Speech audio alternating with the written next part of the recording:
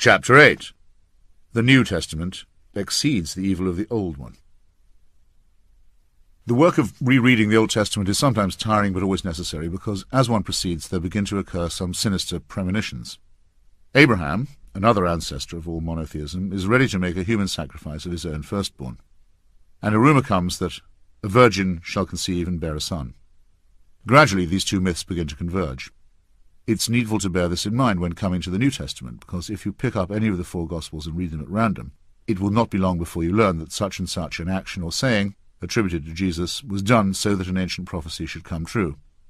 Speaking of the arrival of Jesus in Jerusalem, riding astride a donkey, Matthew says in his chapter 21, verse 4, "All of this was done that it might be fulfilled which was spoken by the prophet." The reference is probably to Zechariah, chapter 9, verse 9, where it is said that when the Messiah comes he will be riding on an ass. The Jews are still awaiting this arrival, and the Christians claim it has already taken place. If it should seem odd that an action should be deliberately performed in order that a foretelling be vindicated, that is because it is odd. And it is necessarily odd because, just like the Old Testament, the New one is also a work of crude carpentry, hammered together long after its purported events, and full of improvised attempts to make things come out right. For concision, I shall again defer to a finer writer than myself and quote what H.L. Mencken irrefutably says in his Treatise on the Gods. The simple fact is that the New Testament, as we know it, is a helter-skelter accumulation of more or less discordant documents, some of them probably of respectable origin, but others palpably apocryphal, and that most of them, the good along with the bad, show unmistakable signs of having been tampered with. Both Payne and Mencken, who put themselves, for different reasons, to an honest effort to read the texts, have been borne out by later biblical scholarship, much of it first embarked upon to show that the texts were still relevant. But this argument takes place over the heads of those to whom the good book is all that is required. One recalls the governor of Texas, who, asked if the Bible should also be taught in Spanish, replied that if English was good enough for Jesus, then it's good enough for me. Rightly are the simple so called. In 2004, a soap opera film about the death of Jesus was produced by an Australian fascist and ham actor named Mel Gibson. Mr. Gibson adheres to a crackpot and schismatic Catholic sect, consisting mainly of himself and of his even more thuggish father, and has stated that it is a pity that his own dear wife is going to hell because she does not accept the correct sacraments. This foul doom he calmly describes as a statement from the chair. The doctrine of his own sect is explicitly anti-Semitic, and the movie sought tirelessly to lay the blame for the crucifixion upon the Jews. In spite of this obvious bigotry, which did lead to criticism from some more cautious Christians, the Passion of the Christ was opportunistically employed by many mainstream churches as a box office recruiting tool. At one of the ecumenical pre-publicity events which he sponsored, Mr. Gibson defended his filmic Farrago, which is also an exercise in sadomasochistic homoeroticism, starring a talentless lead actor who was apparently born in Iceland or Minnesota, as being based on the reports of eyewitnesses. At the time, I thought it extraordinary that a multi-million-dollar hit could be openly based on such a patently fraudulent claim, but nobody seemed to turn a hair. Even Jewish authorities were largely silent. But then some of them wanted to dampen down this old argument, which for centuries had led to Easter pogroms against the Christ-killing Jews. It was not until 2 decades after the Second World War that the Vatican formally withdrew the charge of deicide against the Jewish people as a whole.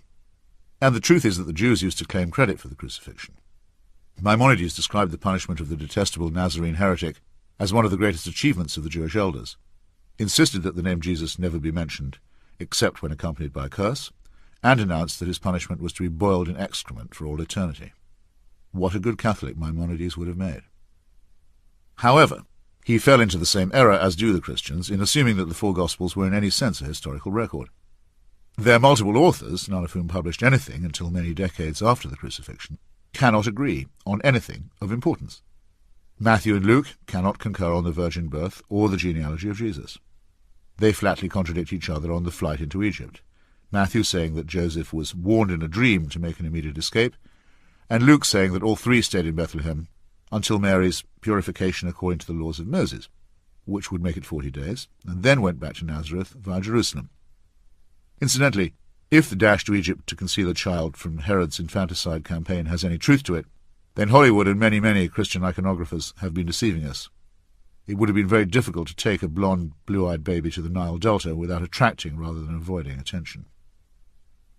The Gospel according to Luke states that the miraculous birth occurred in a year when the Emperor Caesar Augustus ordered a census for the purpose of taxation, and that this happened at a time when Herod reigned in Judea and Quirinius was governor of Syria. This is the closest to a triangulation of historical dating that any biblical writer even attempts. But Herod died 4 years BC, and during his rulership the governor of Syria was not Quirinius. There is no mention of any Augustan census by any Roman historian, but the Jewish chronicler Josephus mentions one that did occur, without the onerous requirement for people to return to their places of birth, and 6 years after the birth of Jesus is supposed to have taken place. This is, all of it, quite evidently, a garbled and oral-based reconstruction, undertaken some considerable time after the fact. The scribes cannot even agree on the mythical elements. They disagree wildly about the Sermon on the Mount, the anointing of Jesus, the treachery of Judas, and Peter's haunting denial. Most astonishingly, they cannot converge on a common account of the crucifixion or the resurrection. Thus, the one interpretation that we simply have to discard is the one that claims divine warrant for all 4 of them. The book on which all 4 may possibly have been based, known speculatively to scholars as Q, has been lost forever, which seems distinctly careless on the part of the God who is claimed to have inspired it. 60 years ago, at Nag Hammadi in Egypt, a trove of neglected Gospels was discovered near a very ancient Coptic Christian site. These scrolls were of the same period and provenance as many of the subsequently canonical and authorized Gospels, and have long gone under the collective name of Gnostic. This was the title given them by a certain Irenaeus, an early church father who placed them under a ban as heretical. They include the Gospels, or narratives, of marginal but significant figures in the accepted New Testament, such as doubting Thomas and Mary Magdalene.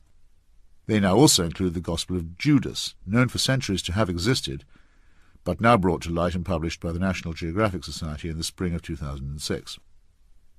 The book is chiefly spiritualist drivel, as one might expect, but it offers a version of events that is fractionally more credible than the official account. For one thing, it maintains, as do its partner texts, that the supposed God of the Old Testament is the one to be avoided, a ghastly emanation from sick minds. This makes it easy to see why it was so firmly banned and denounced.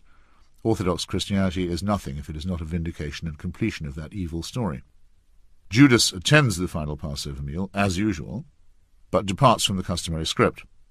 When Jesus appears to pity his other disciples for knowing so little about what is at stake, his rogue follower boldly says that he believes he knows what the difficulty is. "I know who you are, and where you have come from," he tells the leader. "You are from the immortal realm of Barbelo." This Barbelo is not a god, but a heavenly destination, a motherland beyond the stars. Jesus comes from this celestial realm, but is not the son of any Mosaic god. Instead, he is an avatar of Seth, the third and little-known son of Adam. He is the one who will show the Sethians the way home. Recognizing that Judas is at least a minor adept of this cult, Jesus takes him to one side and awards him the special mission of helping him shed his fleshly form and thus return heavenward. He also promises to show him the stars that will enable Judas to follow on. Deranged science fiction though this is, it makes infinitely more sense than the everlasting curse placed on Judas for doing what somebody had to do, in this otherwise pedantically arranged chronicle of a death foretold. It also makes infinitely more sense than blaming the Jews for all eternity. For a long time there was incandescent debate over which of the Gospels should be regarded as divinely inspired. Some argued for these and some for others, and many a life was horribly lost on the proposition. Nobody dared say that they were all man-inscribed long after the supposed drama was over, and the Revelation of St. John seems to have squeezed into the canon because of its author's rather ordinary name. But as Jorge Luis Borges put it, had the Alexandrian Gnostics won the day, some later Dante would have drawn us a hypnotically beautiful word picture of the wonders of Barbelo. This concept I might choose to call the Borges shale, the verve and imagination needed to visualize a cross-section of evolutionary branches and bushes, with the extraordinary but real possibility that a different stem or line, or tune or poem, had predominated in the labyrinth. Great ceilings and steeples and hymns, he might have added, would have consecrated it, and skilled torturers would have worked for days on those who doubted the truth of Barbelo. beginning with the fingernails and working their way ingeniously toward the testicles, the vagina, the eyes, and the viscera. Non-belief in Barbelo would, correspondingly, have been an unfailing sign that one had no morals at all. The best argument I know for the highly questionable existence of Jesus is this. His illiterate living disciples left us no record and in any event could not have been Christians, since they were never to read those later books in which Christians must affirm belief, and in any case had no idea that anyone would ever found a church on their master's announcements. There is scarcely a word in any of the later assembled Gospels to suggest that Jesus wanted to be the founder of a church either. Notwithstanding all that, the jumbled Old Testament prophecies indicate that the Messiah will be born in the city of David, which seems indeed to have been Bethlehem. However, Jesus' parents were apparently from Nazareth, and if they had a child, he was most probably delivered in that town. Thus, a huge amount of fabrication concerning Augustus, Herod, and Quirinius is involved in confecting the census tale and moving the nativity scene to Bethlehem, where, by the way, no stable is ever mentioned. But why do this at all, since a much easier fabrication would have had him born in Bethlehem in the first place, without any needless to-do? The very attempts to bend and stretch the story may be inverse proof that someone of later significance was indeed born, so that in retrospect, and to fulfill the prophecies, the evidence had to be massaged to some extent. But then even my attempt to be fair and open-minded in this case is subverted by the Gospel of John, which seems to suggest that Jesus was neither born in Bethlehem nor descended from King David. If the apostles do not know or cannot agree, of what use is my analysis? In any case, if his royal lineage is something to brag and prophesy about, why the insistence elsewhere on apparently lowly birth? Almost all religions, from Buddhism to Islam, feature either a humble prophet or a prince who comes to identify with the poor. But what is this if not populism? It is hardly a surprise if religions choose to address themselves first to the majority who are poor and bewildered and uneducated. The contortions and illiteracies of the New Testament have filled up many books by eminent scholars and have never been explained by any Christian authority except in the feeblest terms of metaphor and a Christ of faith. This feebleness derives from the fact that until recently Christians could simply burn or silence anybody who asked any inconvenient questions. The Gospels are useful, however, in redemonstrating the same point as their predecessor volumes, which is that religion is man-made. The law was given by Moses, says St. John, but grace and truth came by Jesus Christ. St. Matthew tries for the same effect, basing everything on a verse or two from the prophet Isaiah, which told King Ahaz, almost 8 centuries before the still unfixed date of the birth of Jesus, that the Lord shall give you a sign. A virgin will conceive and bear a son. This encouraged Ahaz to believe that he would be given victory over his enemies, which in the result, even if you take his story as historical narrative, he was not. The picture is even further altered when we know that the word translated as virgin, namely Alma, means only a young woman. In any case, parthenogenesis is not possible for human mammals, and even if this law were to be relaxed in just one case, it would not prove that the resulting infant had any divine power. Thus, and as usual, religion arouses suspicion by trying to prove too much. By reverse analogy, the Sermon on the Mount replicates Moses on Mount Sinai, and the nondescript disciples stand in for the Jews who followed Moses wherever he went. And thus prophecy is fulfilled for anyone who doesn't notice or doesn't care that the story is being reverse-engineered, as we might now say. In a short passage of only one Gospel, seized upon by the Jew-baiting Mel Gibson, the rabbis are made to echo God on Sinai, and actually to call for the guilt in the blood of Jesus to descend upon all their subsequent generations. A demand that, even if it were to be made, lay well beyond their right or their power. But the case of the virgin birth is the easiest possible proof that humans were involved in the manufacture of a legend. Jesus makes large claims for his heavenly Father, but never mentions that his mother is or was a virgin, and is repeatedly very rude and coarse to her when she makes an appearance, as Jewish mothers will, to ask or to see how he's getting on. She herself appears to have no memory of the Archangel Gabriel's visitation, or of the swarm of angels, both telling her that she is the mother of God. In all accounts, everything that her son does comes to her as a complete surprise, if not a shock. What can he be doing talking to rabbis in the temple? What's he saying when he curtly reminds her that he's on his father's business? One might have expected a stronger maternal memory, especially from someone who had undergone the experience, alone among all women, of discovering herself pregnant without having undergone the notorious preconditions for that happy state.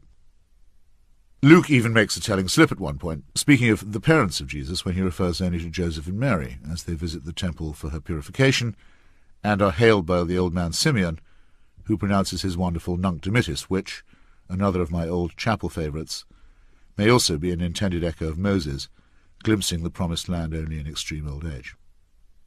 Then there's the extraordinary matter of Mary's large brood. Matthew informs us, chapter 13, verses 55 to 57, that there were 4 brothers of Jesus and some sisters also.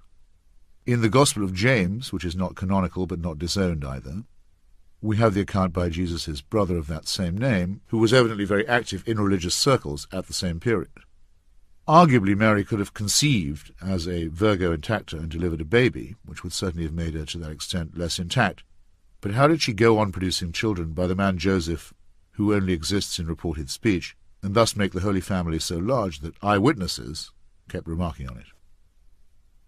In order to resolve this near unmentionable and near sexual dilemma, reverse engineering is again applied, this time much more recently, than the frantic early church councils that decided which Gospels were synoptic and which were apocryphal. It is determined that Mary herself, of whose birth there is absolutely no account in any holy book, must have had a prior immaculate conception that rendered her essentially stainless. And it is further determined that since the wage of sin is death, and she cannot possibly have sinned, she cannot have died. Hence the dogma of the Assumption, which asserts out of thin air that thin air is the medium through which she went to heaven while avoiding the grave. It is of interest to note the dates of these magnificent, ingenious edicts. The doctrine of the Immaculate Conception was announced or discovered by Rome in 1852, and the dogma of the Assumption in 1951. To say that something is man-made is not always to say that it is stupid. These heroic rescue attempts deserve some credit, even as we watch the leaky original vessel sink without trace, but, inspired though the Church's resolution may be, it would insult the deity to claim that such inspiration was in any way divine. Just as the script of the Old Testament is riddled with dreams and with astrology, the sun standing still so that Joshua can complete his massacre at a site that has never been located, so the Christian Bible is full of star predictions, notably the one over Bethlehem, and witch doctors and sorcerers. Many of the sayings and deeds of Jesus are innocuous, most especially the Beatitudes, which express such fanciful wish-thinking about the meek and the peacemakers. But many are unintelligible and show a belief in magic. Several are absurd and show a primitive attitude to agriculture. This extends to all mentions of ploughing and sowing, and all allusions to mustard or fig trees. And many are on the face of it flat-out immoral. The analogy of humans to lilies, for instance, suggests, along with many other injunctions, that things like thrift, innovation, family life, and so forth are a sheer waste of time. Take no thought for the morrow. This is why some of the Gospels, synoptic and apocryphal, report people, including his family members, saying at the time that they thought Jesus must be mad. There were also those who noticed that he was often a rather rigid Jewish sectarian. In Matthew chapter 15, verses 21 to 28, we read of his contempt for a Canaanite woman, who implored his aid for an exorcism and was brusquely told that he would not waste his energy on a non-Jew. His disciples and the persistence of the woman eventually persuaded him to unbend and to cast out the non-devil. In my opinion, an idiosyncratic story like this is another oblique reason for thinking that some such personality may at some time have lived. There were many deranged prophets roaming Palestine at the time, but this one reportedly believed himself at least some of the time to be God or the Son of God, and that has made all the difference. Make just 2 assumptions, that he believed this, and that he also promised his followers that he would reveal his kingdom before they came to the end of their own lives, and all but 1 or 2 of his gnomic remarks make some kind of sense. This point was never put more frankly than by C.S. Lewis, who has recently re-emerged as the most popular Christian apologist, in his Mere Christianity. He happens to be speaking about the claim of Jesus to take sins on himself. Now, unless the speaker is God, this is really so preposterous as to be comic. We can all understand how a man forgives offences against himself. You tread on my toes, and I forgive you. You steal my money, and I forgive you. But what should we make of a man, himself unrobbed and untrodden on, who announced that he forgave you for treading on other men's toes and stealing other men's money? Asinine fatuity is the kindest description we should give of his conduct. Yet this is what Jesus did. He told people that their sins were forgiven, and never waited to consult all the other people whom their sins had undoubtedly injured. He unhesitatingly behaved as if he was the party chiefly concerned, the person chiefly offended in all offences. This makes sense only if he really was the God whose laws are broken, and whose love is wounded in every sin. In the mouth of any speaker, who is not God, these words would imply what I can only regard as a silliness and conceit unrivalled by any other character in history. It will be noticed that Lewis assumes, on no firm evidence whatever, that Jesus actually was a character in history, but let that pass. He deserves some credit for accepting the logic and the morality of what he has just stated. To those who argue that Jesus may have been a great moral teacher without being divine, of whom the deist Thomas Jefferson incidentally claimed to be one, Lewis has this stinging riposte. That is the one thing we must not say. A man who was merely a man, and said the sort of things Jesus said, would not be a great moral teacher. He would either be a lunatic, on a level with the man who says he is a poached egg, or else he would be the devil of hell. You must make your choice. Either this man was and is the Son of God, or else a madman and something worse. You can shut him up for a fool. You can spit at him and kill him as a demon, or you can fall at his feet and call him Lord and God. But let us not come with any patronizing nonsense about his being a great human teacher. He has not left that open to us. He did not intend to. I am not choosing a straw man here. Lewis is the main chosen propaganda vehicle for Christianity in our time, and nor am I accepting his rather wild supernatural categories, such as devil and demon. Least of all do I accept his reasoning, which is so pathetic as to defy description and which takes his two false alternatives as exclusive antitheses, and then uses them to fashion a crude non sequitur. Now it seems to me obvious that he was neither a lunatic nor a fiend, and consequently, however strange or terrifying or unlikely it may seem, I have to accept the view that he was and is God. However, I do credit him with honesty and with some courage. Either the Gospels are in some sense literal truth, or the whole thing is essentially a fraud, and perhaps an immoral one at that. Where it can be stated with certainty, and on their own evidence, that the Gospels are most certainly not literal truth, this means that many of the sayings and teachings of Jesus are hearsay upon hearsay upon hearsay, which it helps explain their garbled and contradictory nature.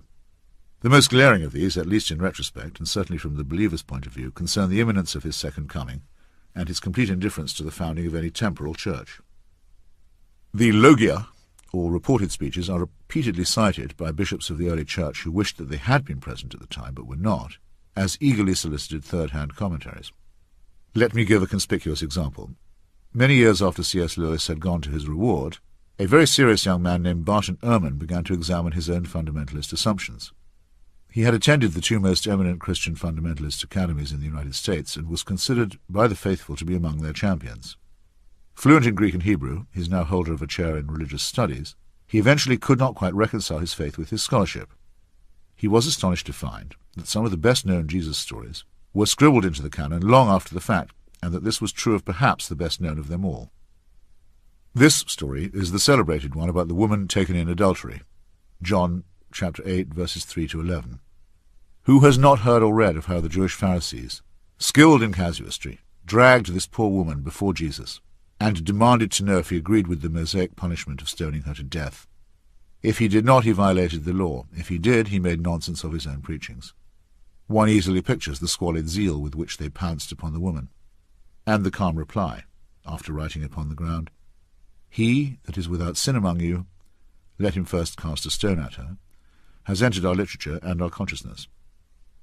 This episode is even celebrated on celluloid. It makes a flashback appearance in Mel Gibson's Travesty, and it is a lovely moment in David Lean's Dr. Zhivago, where Lara goes to the priest in her extremity and is asked what Jesus said to the fallen woman. "Go and sin no more," is her reply.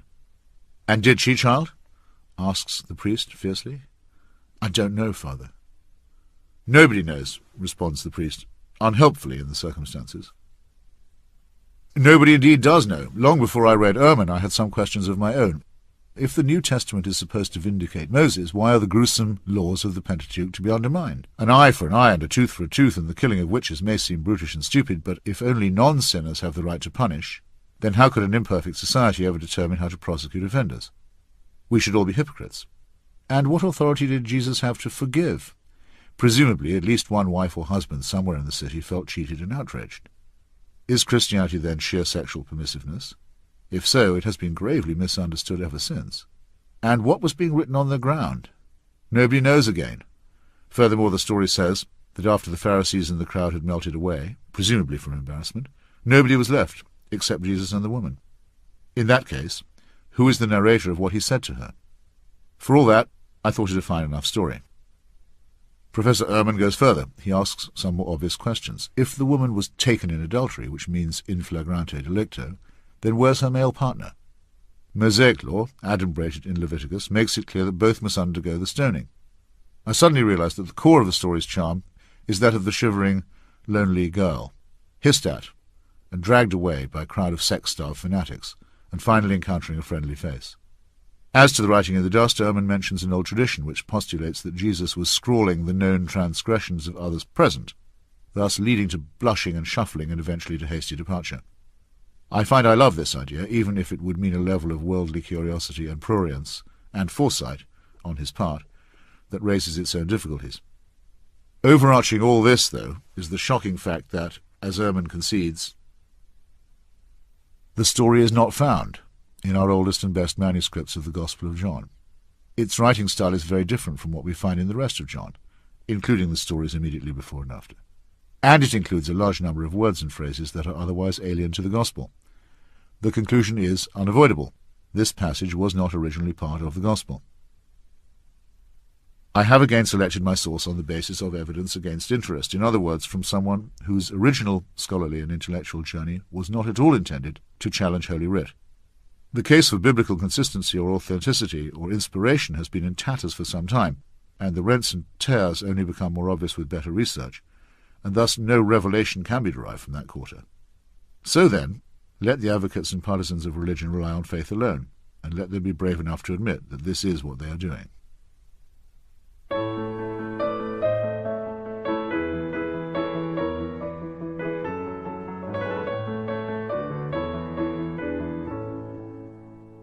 Chapter 9.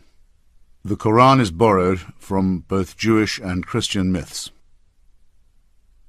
The doings and sayings of Moses and Abraham and Jesus, being so ill-founded and so inconsistent, as well as so often immoral, one must proceed in the same spirit of inquiry to what many believe is the last revelation, that of the Prophet Muhammad and his Quran or recitation. Here again, the angel or archangel, Gabriel, is found at work, dictating surahs or verses to a person of little or no learning. Here again are stories of a Noah-like flood and injunctions against idol worship. Here again the Jews are the first recipients of the message, and the first both to hear it and to discard it. And here again there is a vast commentary of doubtful anecdote about the actual doings and sayings of the Prophet, this time known as the Hadith. Islam is at once the most and the least interesting of the world's monotheisms. It builds upon its primitive Jewish and Christian predecessors, selecting a chunk here and a shard there, and thus if these fall, it partly falls also. Its founding narrative likewise takes place within an astonishingly small compass, and relates facts about extremely tedious local quarrels.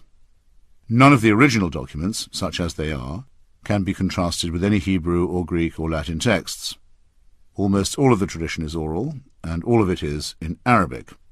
Indeed, many authorities agree that the Quran is only intelligible in that tongue, which is itself subject to innumerable idiomatic and regional inflections. This would leave us on the face of it with the absurd and potentially dangerous conclusion that God was a monoglot. Before me is a book introducing Muhammad, written by two extremely unctuous British Muslims who are hoping to present a friendly version of Islam to the West.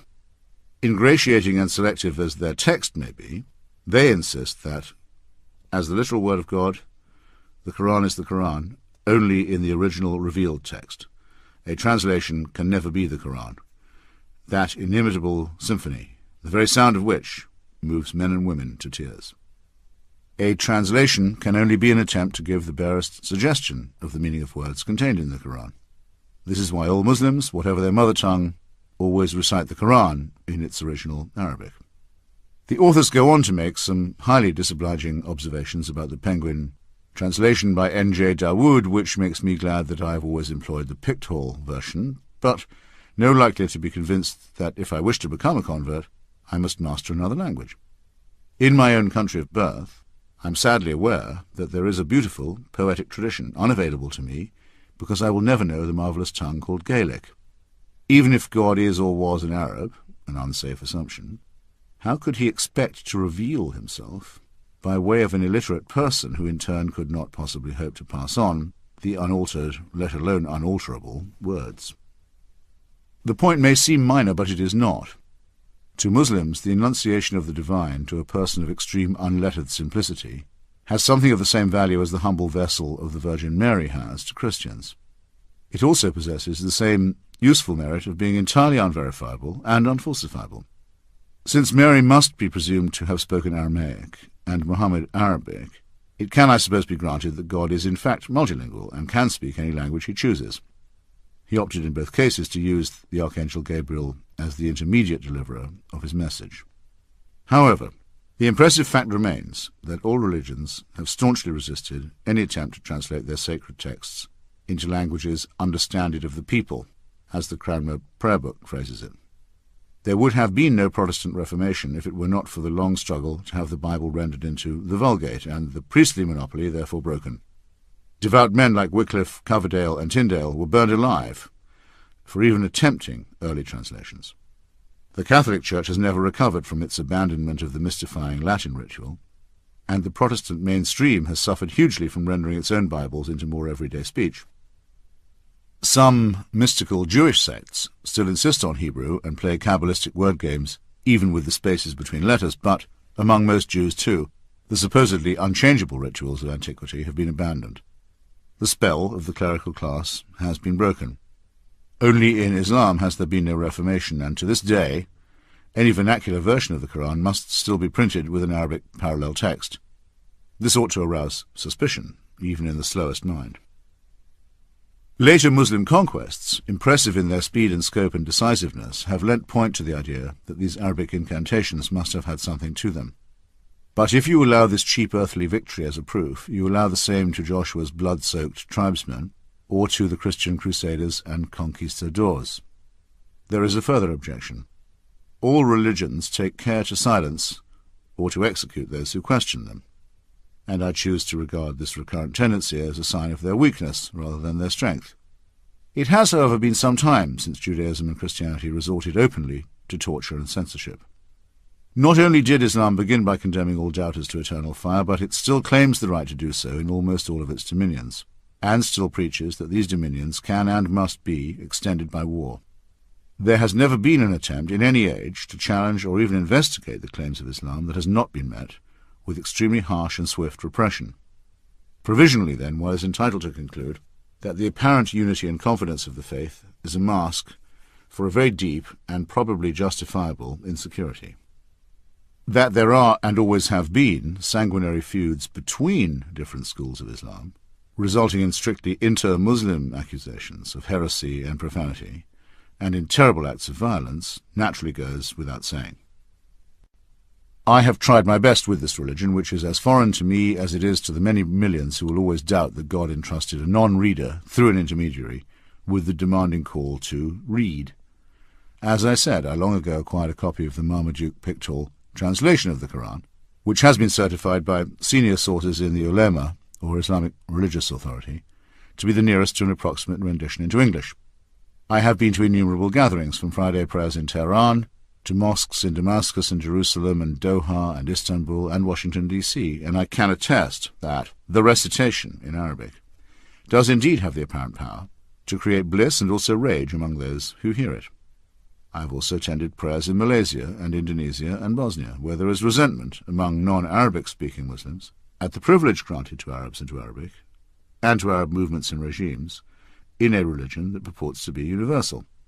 I have in my own home received Sayyid Hossein Khomeini, grandson of the Ayatollah, and a cleric from the holy city of Qum, and carefully handed him my own copy of the Quran. He kissed it, discussed it at length and with reverence, and for my instruction wrote in the back flap the verses which he thought had disproved his grandfather's claim to clerical authority in this world, as well as overthrown his grandfather's claim to take the life of Salman Rushdie.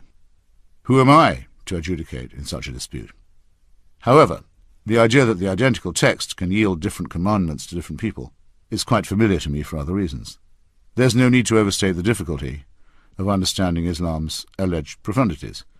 If one comprehends the fallacies of any revealed religion, one comprehends them all. I have only once, in 25 years of often heated arguments in Washington, D.C., been threatened with actual violence. This was when I was at dinner with some staffers and supporters of the Clinton White House. One of those present, a then well-known Democratic pollster and fundraiser, questioned me about my own most recent trip to the Middle East. He wanted my opinion as to why the Muslims were so all-fired goddamn fundamentalist. I ran through my repertoire of explanations, adding that it was often forgotten that Islam was a relatively young faith and still in the heat of its self-confidence. Not for Muslims the crisis of self-doubt that had overtaken Western Christianity. I added that, for example, while there was little or no evidence for the life of Jesus, the figure of the Prophet Muhammad was by contrast a person in ascertainable history. The man changed colour faster than anyone I've ever seen. After shrieking that Jesus Christ had meant more to more people than I could ever imagine, and that I was disgusting beyond words for speaking so casually, he drew back his foot and aimed a kick which only his decency, conceivably his Christianity, prevented him from landing on my shin. He then ordered his wife to join him in leaving. I now feel that I owe him an apology, or at least half of one. Although we do know that a person named Muhammad almost certainly existed within a fairly small bracket of time and space, we have the same problem as we do in all the precedent cases. The accounts that relate his deeds and words were assembled many years later and are hopelessly corrupted into incoherence by self-interest, rumour, and illiteracy. The tale is familiar enough, even if it is new to you. Some Meccans of the 7th century followed an Abrahamic tradition and even believed that their temple, the Kaaba, had been built by Abraham. The temple itself, most of its original furnishings having been destroyed by later fundamentalists, notably the Wahhabis, is said to have become depraved by idolatry. Muhammad, the son of Abdullah, became one of those Hunafa, who turned away to seek solace elsewhere.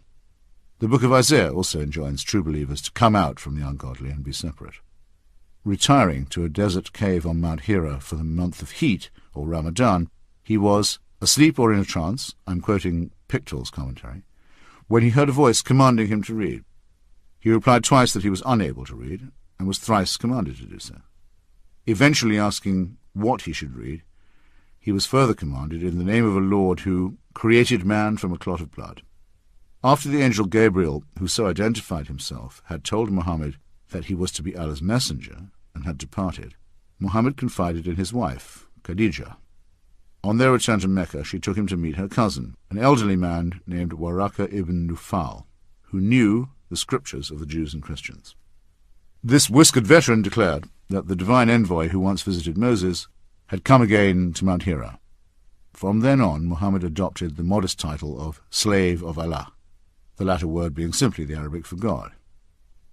The only people who at first took the smallest interest in Muhammad's claim were the greedy guardians of the temple at Mecca, who saw it as a threat to their pilgrimage business, and the studious Jews of Yathrib, a town 200 miles distant, who had been for some time proclaiming the advent of the Messiah. The first group became more threatening, and the second more friendly, as a result of which Muhammad made the journey, or Hijra, to Yathrib, which is now known as Medina.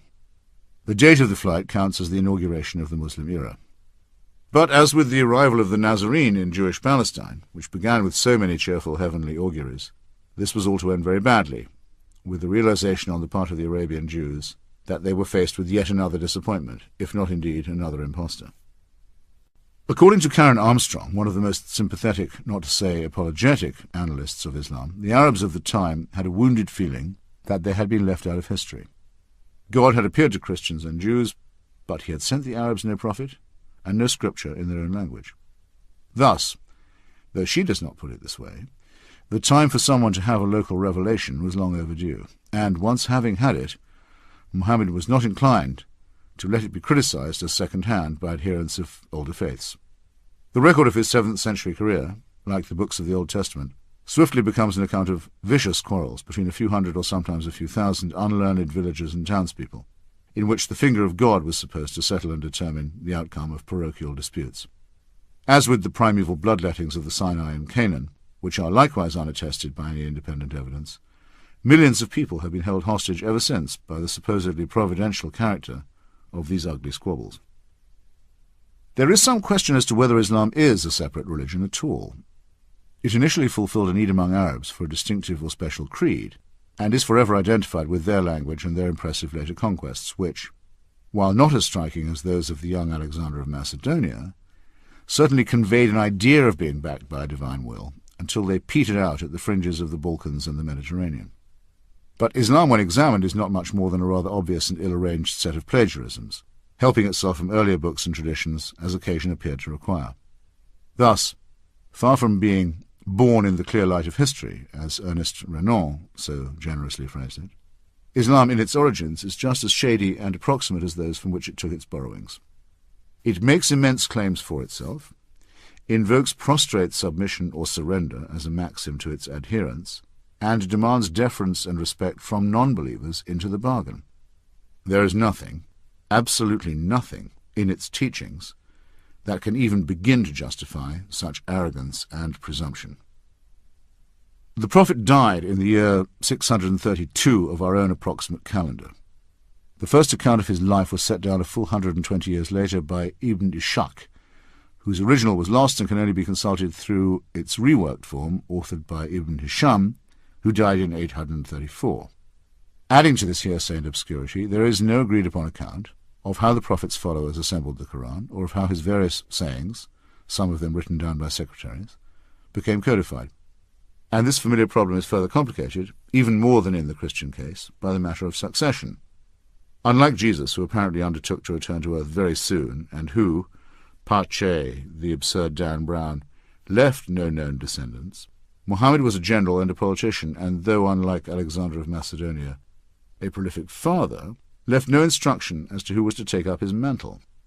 Quarrels over the leadership began almost as soon as he died, and so Islam had its first major schism between the Sunni and the Shia before it had even established itself as a system. We need take no side in the schism, except to point out that one at least of the schools of interpretation must be quite mistaken. And the initial identification of Islam with an earthly caliphate made up of disputatious contenders for the said mantle marked it from the very beginning as man-made. It is said by some Muslim authorities that during the first caliphate of Abu Bakr, immediately after Muhammad's death, concern arose that his orally transmitted words might be forgotten. So many Muslim soldiers had been killed in battle that the number who had the Quran safely lodged in their memories had become alarmingly small. It was therefore decided to assemble every living witness, together with pieces of paper, stones, palm leaves, shoulder blades, ribs and bits of leather on which sayings had been scribbled, and give them to Zayd ibn Thabit, one of the Prophet's former secretaries, for an authoritative collation. Once this had been done, the believers had something like an authorized version. If true, this would date the Quran to a time fairly close to Muhammad's own life, but we swiftly discover that there is no certainty or agreement about the truth of the story. Some say that it was Ali, the fourth and not the first caliph, and the founder of Shi'ism, who had the idea. Many others, the Sunni majority, assert that it was Caliph Uthman, who reigned from 644 to 656, who made the finalized decision. Told by one of his generals that soldiers from different provinces were fighting over discrepant accounts of the Quran, Uthman ordered Zayd ibn Thabit to bring together the various texts, unify them, and have them transcribed into one. When this task was complete, Uthman ordered standard copies to be sent to Kufa, Basra, Damascus, and elsewhere, with a master copy retained in Medina. Uthman thus played the canonical role that had been taken in the standardization and purging and censorship of the Christian Bible by Irenaeus and by Bishop Athanasius of Alexandria. The role was called, and some texts were declared sacred and inerrant, while others became apocryphal. Outdoing Athanasius, Uthman ordered that all earlier and rival editions be destroyed. Even supposing this version of events to be correct, which would mean that no chance existed for scholars ever to determine or even dispute what really happened in Muhammad's time, Uthman's attempt to abolish disagreement was a vain one. The written Arabic language has two features that make it difficult for an outsider to learn. It uses dots to distinguish consonants like B and T, and in its original form it had no sign or symbol for short vowels, which could be rendered by various dashes or comma-type marks. Vastly different readings, even of Uthman's version, were enabled by these variations. Arabic script itself was not standardized until the later part of the 9th century, and in the meantime the undotted and oddly voweled Quran was generating wildly different explanations of itself, as it still does. This might not matter in the case of the Iliad, but remember that we are supposed to be talking about the unalterable and final word of God. There is obviously a connection between the sheer feebleness of this claim and the absolutely fanatical certainty with which it is advanced. To take one instance that can hardly be called negligible, the Arabic words written on the outside of the Dome of the Rock in Jerusalem are different from any version that appears in the Quran.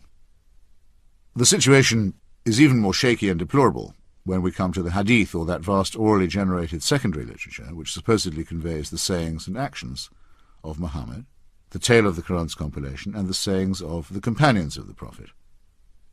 Each hadith, in order to be considered authentic, must be supported in turn by an isnad, or chain, of supposedly reliable witnesses. Many Muslims allow their attitude to everyday life to be determined by these anecdotes. Regarding dogs as unclean, for example, on the sole ground that Muhammad is said to have done so. My own favourite tale goes the other way. The Prophet is said to have cut off the long sleeve of his garment, rather than disturb a cat that was slumbering on it. Cats in Muslim lands have been generally spared the awful treatment visited on them by Christians, who've often regarded them as satanic familiars of witches. As one might expect, the 6 authorized collections of hadith, which pile hearsay upon hearsay through the unwinding of the long spool of isnads, A told B, who had it from C, who learned it from D, were put together centuries after the events they purport to describe. One of the most famous of the 6 compilers, Bukhari, died 238 years after the death of Muhammad. Bukhari is deemed unusually reliable and honest by Muslims, and seems to have deserved his reputation, in that of the 300,000 attestations he accumulated in a lifetime devoted to the project, he ruled that 200,000 of them were entirely valueless and unsupported. Further exclusion of dubious traditions and questionable isnads reduced his grand total to 10,000 hadith. You are free to believe, if you so choose, that out of this formless mass of illiterate and half-remembered witnessing, the pious Bukhari, more than 2 centuries later, managed to select only the pure and undefiled ones that would bear examination. Some of these candidates for authenticity might have been easier to sift out than others. The Hungarian scholar Ignác Goldzia, to quote a recent study by Reza Arslan, was among the first to show that many of the hadith were no more than verses from the Torah and the Gospels, bits of rabbinic sayings, ancient Persian maxims, passages of Greek philosophy, Indian proverbs, and even an almost word-for-word reproduction of the Lord's Prayer. Great chunks of more or less straight biblical quotation can be found in the hadith, including the parable of the workers hired at the last moment and the injunction, "Let not thy left hand know what thy right hand doeth," the last example meaning that this piece of pointless pseudo-profundity has a place in 2 sets of revealed scripture. Aslan notes that by the time of the 9th century, when Muslim legal scholars were attempting to formulate and codify Islamic law through the process known as ijtihad, they were obliged to separate many hadith into the following categories: lies told for material gain and lies told for ideological advantage. Quite rightly, Islam effectively disowns the idea that it is a new faith, let alone a cancellation of the earlier ones, and it uses the prophecies of the Old Testament and the Gospels of the New like a perpetual crutch or fund to be leaned on or drawn upon. In return for this derivative modesty, all it asks is to be accepted as the absolute and final revelation. As might be expected, it contains many internal contradictions. It is often cited as saying that there is no compulsion in religion, and as making reassuring noises about those of other faiths being peoples of the book, or followers of an earlier revelation. The idea of being tolerated by a Muslim is as repulsive to me as the other condescensions, whereby Catholic and Protestant Christians agreed to tolerate one another, or extend toleration to Jews. The Christian world was so awful in this respect and for so long, that many Jews preferred to live under Ottoman rule and submit to special taxes and other such distinctions. However, the actual Quranic reference to Islam's benign tolerance is qualified because some of these same peoples and followers may be such of them as are bent on evil-doing, and it takes only a short acquaintance with the Quran and the Hadith to discover other imperatives, such as the following. Nobody who dies and finds good from Allah in the hereafter would wish to come back to this world even if he were given the whole world and whatever is in it, except the martyr who, on seeing the superiority of martyrdom, would like to come back to the world and be killed again. Or, God will not forgive those who serve other gods beside him, but he will forgive whom he will for other sins. He that serves other gods besides God is guilty of a heinous sin. I chose the first of these 2 violent excerpts from a whole thesaurus of unsavoury possible ones, because it so perfectly negates what Socrates is reported to have said in Plato's Apology, to which I am coming. And I chose the second because it is such a patent and abject borrowing from the Ten Commandments. The likelihood that any of this humanly derived rhetoric is inerrant, let alone final, is conclusively disproved, not just by its innumerable contradictions and incoherencies, but by the famous episode of the Quran's alleged satanic verses, out of which Salman Rushdie was later to make a literary project. On this much-discussed occasion, Muhammad was seeking to conciliate some leading Meccan polytheists, and in due course experienced a revelation that allowed them, after all, to continue worshipping some of the older local deities. It struck him later that this could not be right, and that he must have inadvertently been channeled by the devil, who for some reason had briefly chosen to relax his habit of combating monotheists on their own ground. Muhammad believed devoutly not just in the devil himself, but in minor desert devils or jinns as well. It was noticed even by some of his wives that the Prophet was capable of having a revelation that happened to suit his short-term needs, and he was sometimes teased about it. We are further told, on no authority that need be believed, that when he experienced revelation in public, he would sometimes be gripped by pain and experience loud ringing in his ears. Beads of sweat would burst out on him even on the chilliest of days. Some heartless Christian critics have suggested that he was an epileptic, though they fail to notice the same symptoms in the seizure experienced by Paul on the road to Damascus. But there is no need for us to speculate in this way. It is enough to rephrase David Hume's unavoidable question. Which is more likely? That a man should be used as a transmitter by God to deliver some already existing revelations, or that he should utter some already existing revelations and believe himself to be, or claim to be, ordered by God to do so. As for the pains and the noises in the head or the sweat, one can only regret the seeming fact that direct communication with God is not an experience of calm, beauty, and lucidity. The physical existence of Muhammad, however poorly attested by the Hadith, is a source of both strength and weakness for Islam. It appears to put it squarely in the world and provides us with plausible physical descriptions of the man himself, but it also makes the whole story earthy, material, and gross.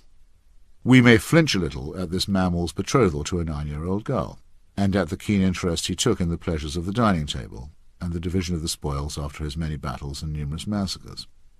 Above all, and here is a trap that Christianity has mostly avoided, by awarding its prophet a human body but a non-human nature, he was blessed with numerous descendants and thus placed his religious posterity in a position where it was hostage to his physical one.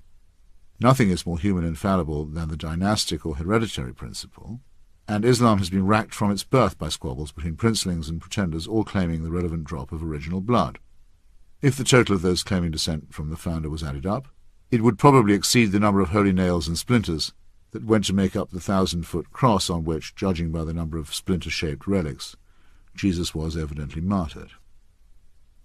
As with the lineage of the Isnads, a direct kinship line with the Prophet can be established if one happens to know and be able to pay the right local imam. In the same way, Muslims still make a certain obeisance to those same satanic verses, and tread the pagan polytheistic path that was laid out long before their Prophet was born.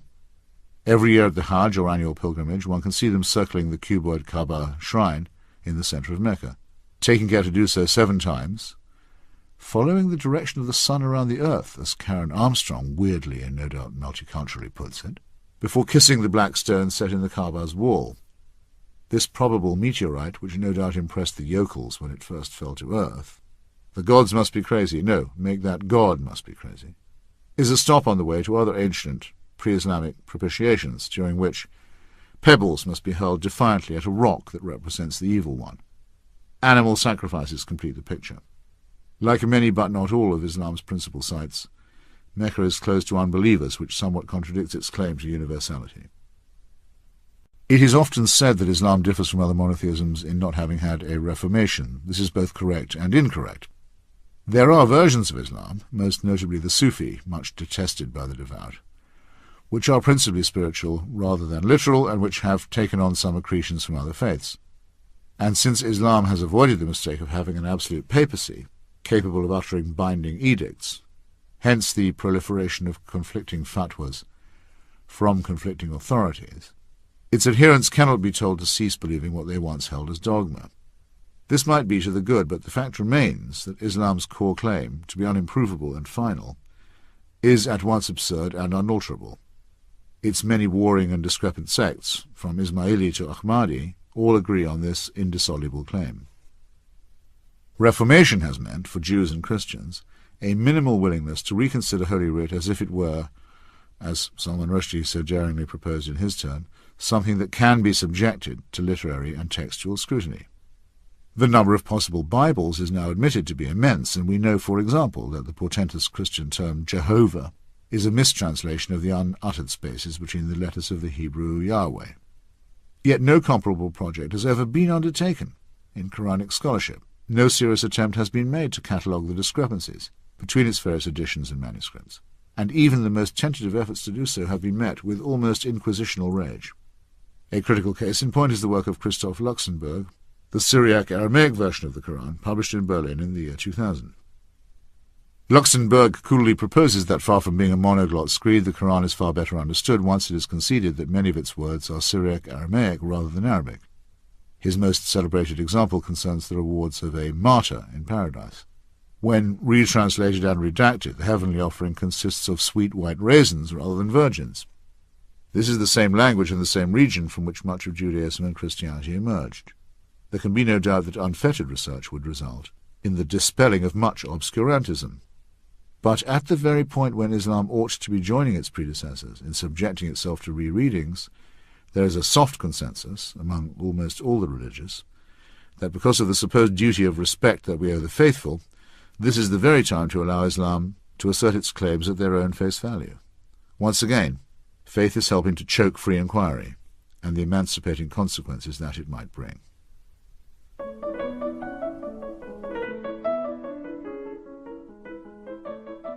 Chapter 10. The Tawdriness of the Miraculous and the Decline of Hell. The daughters of the high priest Aeneas changed whatever they chose into wheat, wine, or oil. Athalida, daughter of Mercury, was resuscitated several times. Aesculapius resuscitated Hippolytus. Hercules dragged Alcestis back from death. Hieres returned to the world after passing a fortnight in hell. The parents of Romulus and Remus were a god and a Vestal Virgin. The Palladium fell from heaven in the city of Troy. The hair of Berenice became a constellation. Give me the name of one people among whom incredible prodigies were not performed, especially when few knew how to read and write. Voltaire, Miracles and Idolatry. An old fable concerns the comeuppance of a braggart who was forever retelling the story of a truly stupendous leap that he had once made on the island of Rhodes. Never, it seemed, had there ever been witnessed such a heroic long jump. Though the teller never grew tired of the tale, the same could not be said of his audience. Finally, as he again drew breath to relate the story of the great feat, one of those present silenced him by saying gruffly, "Hic Rhodus, hic salta." Here is Rhodes. Jump here. In much the same way as prophets and seers and great theologians seem to have died out, so the age of miracles seems to lie somewhere in our past. If the religious were wise or had the confidence of their convictions, they ought to welcome the eclipse of this age of fraud and conjuring. But faith yet again discredits itself by proving to be insufficient to satisfy the faithful. Actual events are still required to impress the credulous. We have no difficulty in seeing this when we study the witch doctors and magicians and soothsayers of earlier or more remote cultures. Obviously it was a clever person who first learned to predict an eclipse and then to use this planetary event to impress and cow his audience. Ancient kings in Cambodia worked out the day on which the Mekong and the Bassac rivers would annually start to flood and conjoin, and under terrific water pressure, appear to actually reverse their flow back into the Great Lake at Tonle Sap. Relatively soon there was a ceremony at which the divinely appointed leader would duly appear and seem to order the waters to flow backward. Moses on the shore of the Red Sea could only have gaped at such a thing. In more modern times, the showman King Sihanouk of Cambodia exploited this same natural miracle to considerable effect. Given all that, it is surprising how petty some of the supernatural miracles now seem. As with spiritualist seances, which cynically offer burblings from the beyond to relatives of the late deceased, nothing truly interesting is ever said or done. To the story of Muhammad's night flight to Jerusalem, the hoofprint of his horse Burak is still allegedly to be seen on the site of the Al-Aqsa Mosque. It would be unkind to make the obvious riposte that horses cannot and do not fly. It is more pertinent to notice that people, ever since the beginning of their long and exhausting journeys across the earth's surface, gazing for days at the rear end of a mule, have fantasized about speeding up the tedious process. Folkloric 7-league boots can give the wearer a spring in his step, but this is only tinkering with the problem. The real dream for thousands of years involved envy of the birds, feathered descendants of the dinosaurs, as we now know, and the yearning to fly. Chariots in the sky, angels that could glide freely on the thermals. It's only too easy to see the root of the wish. Thus the prophet speaks to the longing of every peasant who wishes that his beast could take wing and get on with it. But, given infinite power, one might have thought that a more striking or less simple-minded miracle could have been confected. Levitation plays a vast role in Christian fantasy as well, as the stories of the Ascension and the Assumption confirm. At that epoch the sky was thought to be a bowl and its ordinary weather a source of portent or intervention. Given this pathetically limited view of the cosmos, the most trivial event could appear miraculous, while an event that would truly astonish us, such as the sun ceasing to move, could yet appear as a local phenomenon. Assuming that a miracle is a favourable change in the natural order, the last word on the subject was written by the Scottish philosopher David Hume, who granted us free will in the matter. A miracle is a disturbance or interruption in the expected and established course of things. This could involve anything from the sun rising in the west to an animal suddenly bursting into the recitation of verse. Very well, then. Free will also involves decision. If you seem to witness such a thing, there are two possibilities. The first is that the laws of nature have been suspended, in your favour. The second is that you are under a misapprehension, or suffering from a delusion. Thus the likelihood of the second must be weighed against the likelihood of the first. If you only hear a report of the miracle from a second or third party, the odds must be adjusted accordingly before you can decide to credit a witness who claims to have seen something that you did not see. And if you are separated from the sighting by many generations, and have no independent corroboration, the odds must be adjusted still more drastically. Again, we might call upon the trusty Occam, who warned us not to multiply unnecessary contingencies. Thus let me give one ancient and one modern example, the first being bodily resurrection, and the second being UFOs. Miracles have declined in their wondrous impact since ancient times. Moreover, the more recent ones that have been offered us have been slightly tawdry. The notorious annual liquefaction of the blood of San Gennaro in Naples, for example, is a phenomenon that can easily be, and has been, repeated by any competent conjurer. Great secular magicians like Harry Houdini and James Randi have demonstrated with ease that levitation, firewalking, water divining, and spoon-bending can all be performed under laboratory conditions in order to expose the fraud and to safeguard the unwary customer from a fleecing. Miracles in any case do not vindicate the truth of the religion that practices them. Aaron supposedly vanquished Pharaoh's magicians in an open competition, but did not deny that they could perform wonders as well. However, there has not been a claimed resurrection for some time, and no shaman who purports to do it has ever agreed to reproduce his trick in such a way as to stand a challenge. Thus we must ask ourselves, has the art of resurrection died out, or are we relying on dubious sources? The New Testament is itself a highly dubious source. One of Professor Barton Ehrman's more astonishing findings is that the account of Jesus' resurrection in the Gospel of Mark was only added many years later. But according to the New Testament, the thing could be done in an almost commonplace way. Jesus managed it twice in other people's cases, by raising both Lazarus and the daughter of Jairus, and nobody seems to have thought it worthwhile to interview either survivor to ask about their extraordinary experiences. Nor does anyone seem to have kept a record of whether or not or how these two individuals died again.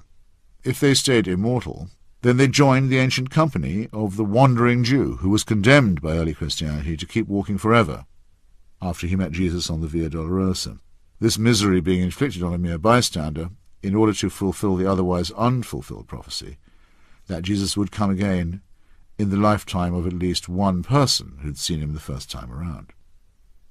On the same day that Jesus met that luckless vagrant, he was himself put to death with revolting cruelty, at which time, according to the Gospel of Matthew, chapter 27, verses 52 to 53, the graves were opened, and many bodies of the saints which slept arose, and came out of the graves after his resurrection, and went into the holy city, and appeared unto many.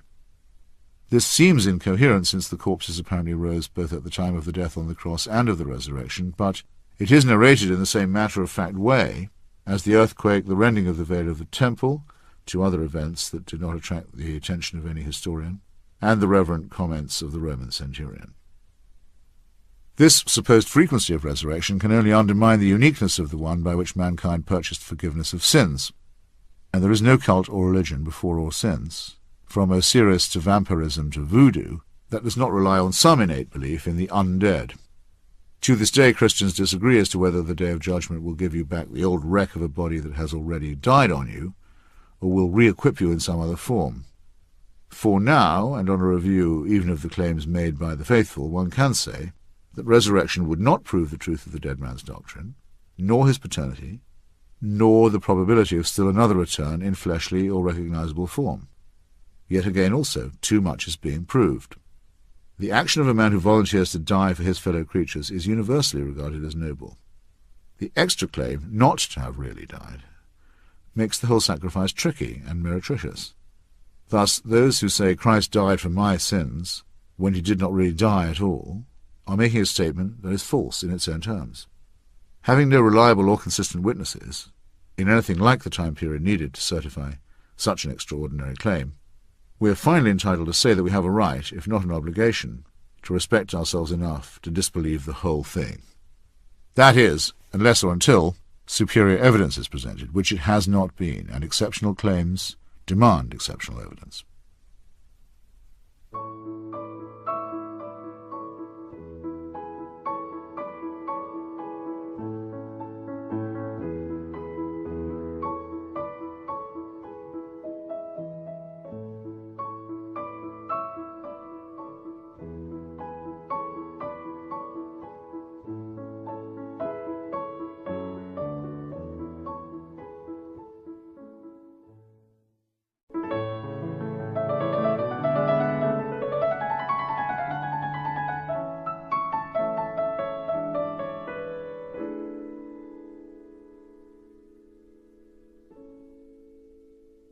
I have spent much of my life as a correspondent and long ago became used to reading first-hand accounts of the very same events I had witnessed, written by people I otherwise trusted, which did not accord with my own. In my days as a Fleet Street correspondent, I even read stories in print under my own name which were not recognizable to me, once the sub-editors had finished with them. And I have interviewed some of the hundreds of thousands of people who claim to have had direct encounters with spacecraft, or the crew of spacecraft from another galaxy. Some of these are so vivid and detailed, and so comparable with other depositions from other people who cannot have compared notes, that a few impressionable academics have proposed that we grant them the presumption of truth. But here is the obvious Occamist reason why it would be utterly wrong to do so. If the huge number of contacts and abductees are telling even a particle of truth, then it follows that their alien friends are not attempting to keep their own existence a secret.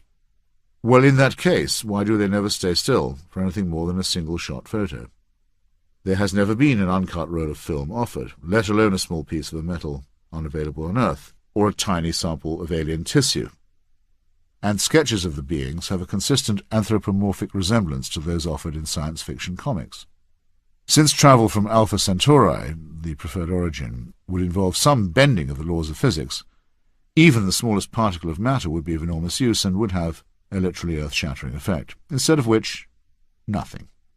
Nothing, that is, except the growth of a huge new superstition, based on a belief in occult texts and shards that are available only to a favoured few.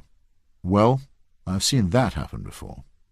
The only responsible decision is to suspend or withhold judgment until the votaries have come up with something that is not merely childish. Extend this to the present day, where the statues of virgins or saints are sometimes said to weep or bleed. Even if I could not easily introduce you to people who can produce this identical effect in their spare time, using pig fat or other materials, I would still ask myself why a deity should be content to produce such a paltry effect. As it happens, I am one of the very few people who has ever taken part in the examination of a sainthood cause, as the Roman Catholic Church calls it. In June of 2001, I was invited by the Vatican to testify at a hearing on the beatification of Agnes Bujashu, an ambitious Albanian nun who had become well known under the nom de guerre of Mother Teresa. Although the then Pope had abolished the famous office of Devil's Advocate, the better to confirm and canonize an enormous number of new saints, the Church was still obliged to seek testimony from critics, and thus I found myself representing the devil, as it were, pro bono. I had already helped expose one of the miracles connected with the work of this woman. The man who originally made her famous was a distinguished, if rather silly, British evangelist, later a Catholic, named Malcolm Muggeridge.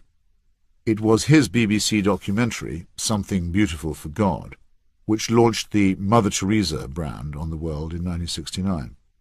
The cameraman for this film was a man named Ken Macmillan, who had won high praise for his work on Lord Clark's great art history series, Civilization. His understanding of colour and lighting was of a high order. Here is the story as Muggeridge told it in the book that accompanied the film. Mother Teresa's home for the dying is dimly lit by small windows high up in the walls, and Ken Macmillan was adamant that filming was quite impossible there.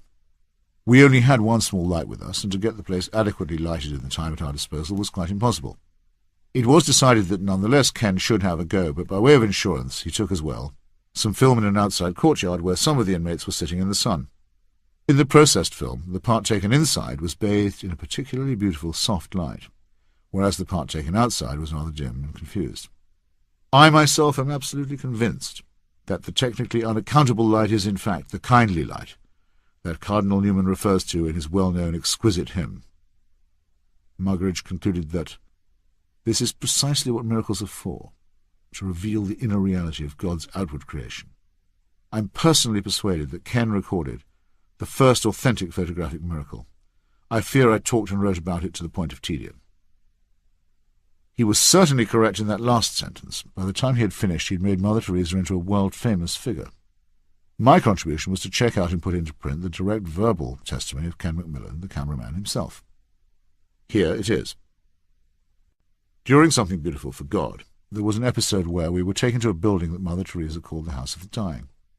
Peter Schaefer, the director, said, well, it's very dark in here. Do you think we can get something? And we'd just taken delivery at the BBC of some new film made by Kodak, which we hadn't had time to test before we left. So I said to Peter, well, we may as well have a go. So we shot it. And when we got back several weeks later, a month or two later, we're sitting in the Rushes Theatre at Ealing Studios, and eventually up come the shots of the House of the Dying. And it was surprising. You could see every detail. And I said, that's amazing, that's extraordinary. And I was going to go on to say, 3 cheers for Kodak. I didn't get a chance to say that, though, because Malcolm, sitting in the front row, spun around and said, it's divine light. It's Mother Teresa. You'll find it's divine light, old boy.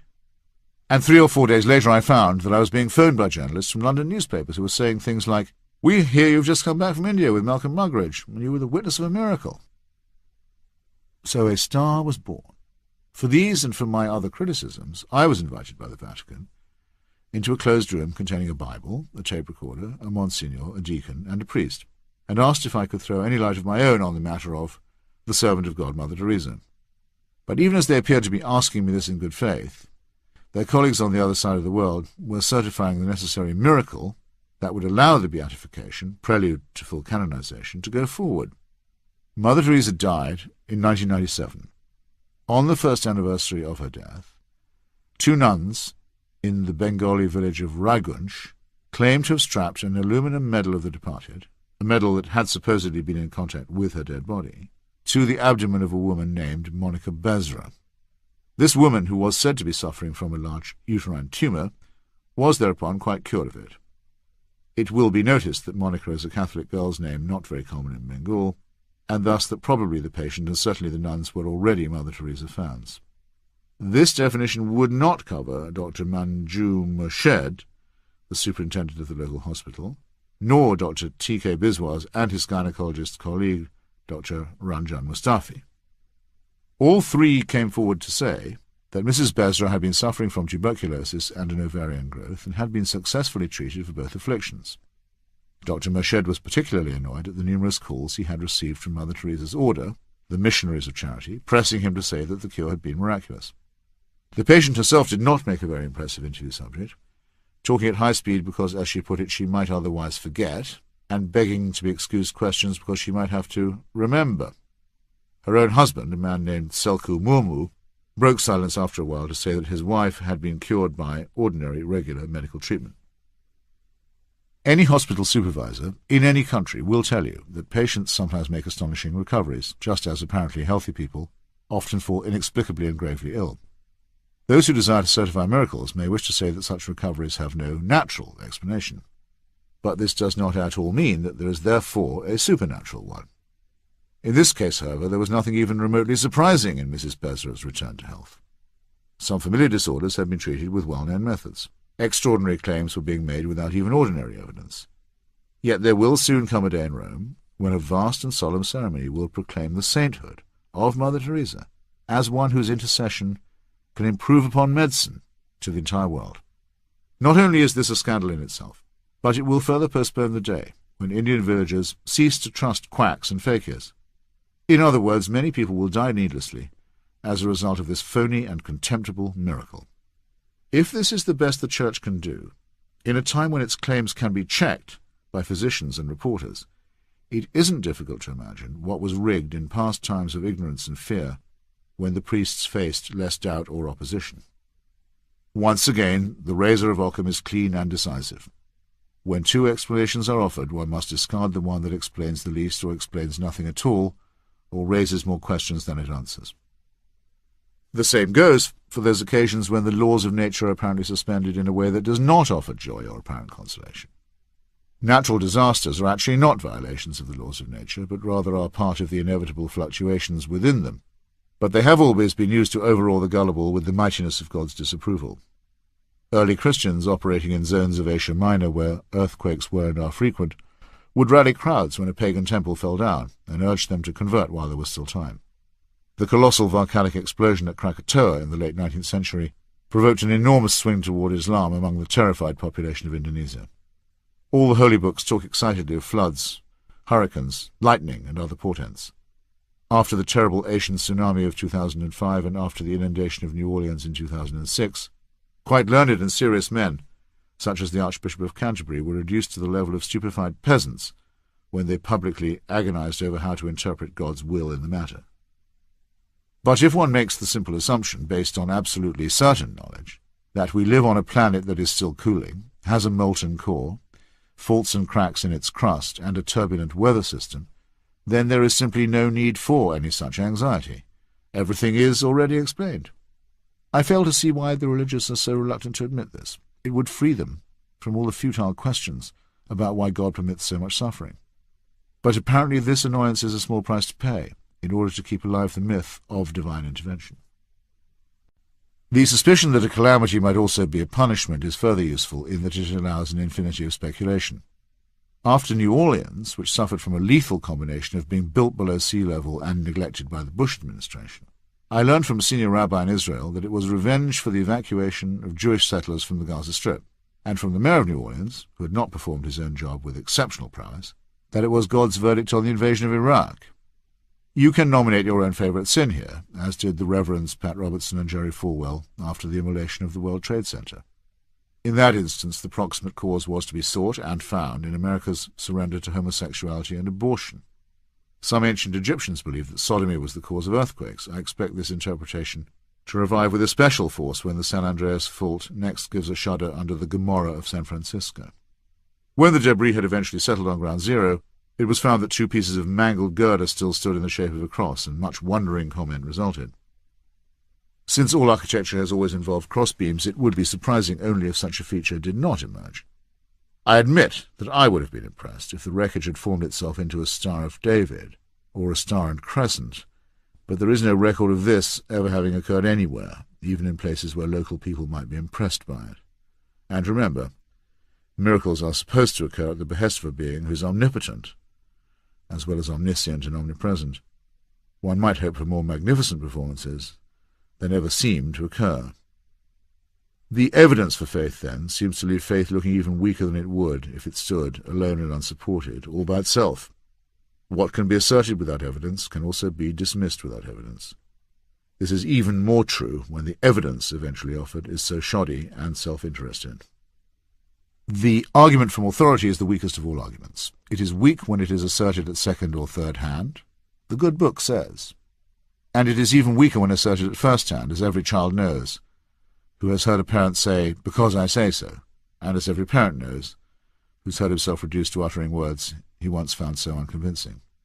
Nonetheless, it takes a certain leap of another kind to find oneself asserting that all religion is made up by ordinary mammals and has no secret or mystery to it.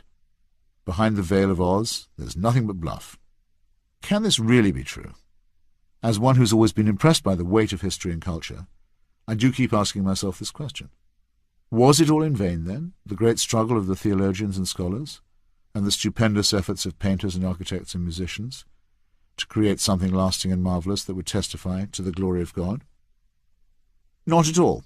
It does not matter to me whether Homer was one person or many, or whether Shakespeare was a secret Catholic or a closet agnostic. I should not feel my own world destroyed if the greatest writer about love and tragedy and comedy and morals was finally revealed to have been the Earl of Oxford all along, though I must add that sole authorship is important to me, and I would be saddened and diminished to learn that Bacon had been the man. Shakespeare has much more moral salience than the Talmud or the Quran, or any account of the fearful squabbles of Iron Age tribes. But there's a great deal to be learned and appreciated from the scrutiny of religion, and one often finds oneself standing atop the shoulders of distinguished writers and thinkers who were certainly one's intellectual and sometimes even one's moral superiors. Many of them in their own time had ripped away the disguise of idolatry and paganism, and even risked martyrdom for the sake of disputes with their own co-religionists. However, a moment in history has now arrived when even a pygmy such as myself can claim to know more, through no merit of his own, and to see that the final ripping of the whole disguise is overdue. Between them, the sciences of textual criticism, archaeology, physics, and molecular biology have shown religious myths to be false and man-made, and have also succeeded in evolving better and more enlightened explanations. The loss of faith can be compensated by the newer and finer wonders that we have before us, as well as by immersion in the near-miraculous work of Homer and Shakespeare and Milton and Tolstoy and Proust, all of which was also man-made, though one sometimes wonders, as in the case of Mozart. I can say this as one whose own secular faith has been shaken and discarded, not without pain. When I was a Marxist, I did not hold my opinions as a matter of faith, but I did have the conviction that a sort of unified field theory might have been discovered. The concept of historical and dialectical materialism was not an absolute, and it did not have any supernatural element, but it did have its messianic element in the idea that an ultimate moment might arrive, and it most certainly had its martyrs and saints and doctrinaires, and, after a while, its mutually excommunicating rival papacies. It also had its schisms and inquisitions and heresy hunts. I was a member of a dissident sect that admired Rosa Luxemburg and Leon Trotsky, and I can say definitely that we also had our prophets. Rosa Luxemburg seemed almost like a combination of Cassandra and Jeremiah when she thundered about the consequences of the First World War. And the great 3-volume biography of Leon Trotsky by Isaac Deutscher was actually entitled The Prophet, in his 3 stages of being armed, unarmed, and outcast. As a young man, Deutscher had been trained for the rabbinate and would have made a brilliant Talmudist, as would Trotsky. Here is what Trotsky says, anticipating the Gnostic Gospel of Judas, about the way that Stalin took over the Bolshevik Party. Of Christ's 12 apostles, Judas alone proved to be traitor. But if he had acquired power, he would have represented the other 11 apostles as traitors, and also all the lesser apostles, whom Luke numbers as 70. And here in Deutscher's chilling words is what happened when the pro-Nazi forces in Norway forced the government to deny Trotsky asylum and deport him once again, to wander the world until he met death. The old man met with the Norwegian foreign minister Trygve Lie and others, and then Trotsky raised his voice so that it resounded through the halls and corridors of the ministry. This is your first act of surrender to Nazism in your own country. You will pay for this. You think yourselves free and secure to deal with the political exile as you please, but the day is near, remember this, the day is near, when the Nazis will drive you from your country, all of you. Trygve Lie shrugged at this odd piece of soothsaying, yet after less than 4 years the same government had indeed to flee from Norway before the Nazi invasion, and as the ministers and their aged King Haakon stood on the coast, huddled together and waiting anxiously for a boat that was to take them to England, they recalled with awe Trotsky's words as a prophet's curse come true. Trotsky had a sound materialist critique that enabled him to be prescient, not all of the time by any means, but impressively so on some occasions, and he certainly had a sense, expressed in his emotional essay Literature and Revolution, of the unquenchable yearning of the poor and oppressed to rise above the strictly material world and to achieve something transcendent. For a good part of my life I had a share in this idea that I have not yet quite abandoned. But there came a time when I could not protect myself, and indeed did not wish to protect myself from the onslaught of reality. Marxism, I conceded, had its intellectual and philosophical and ethical glories, but they were in the past. Something of the heroic period might perhaps be retained, but the fact had to be faced: there was no longer any guide to the future. In addition, the very concept of a total solution had led to the most appalling human sacrifices, and to the invention of excuses for them. Those of us who had sought a rational alternative to religion had reached a terminus that was comparably dogmatic.